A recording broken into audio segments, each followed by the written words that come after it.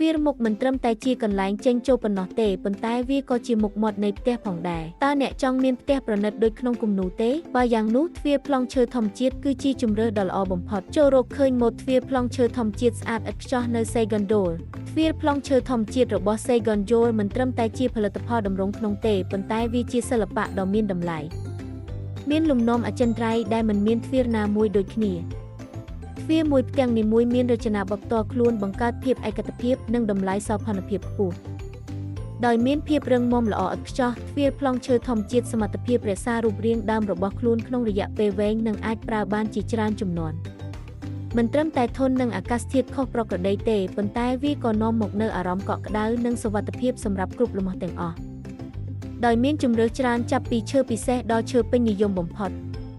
Segondol ផ្ដល់ជូននូវភាពអ៊ូអរក្នុងការជ្រើសរើសទ្វារប្លង់ឈើដែលស័ក្តិសមបំផុតទៅនឹងរចនាបថនិងចក្ខុវិស័យរបស់អ្នកឲ្យទ្វារប្លង់ឈើធម្មជាតិរបស់ Segondol បន្ថែមភាពប្រណិតអស្ចារ្យដល់ផ្ទះរបស់អ្នកបញ្ចេញព័ត៌មានរបស់អ្នកនៅក្នុងផ្នែកសារខាងក្រោមដើម្បីទទួលបានការប្រឹក្សានិងក្លាយជាម្ចាស់ផលិតផលដ៏ពិសេសនេះឥឡូវនេះ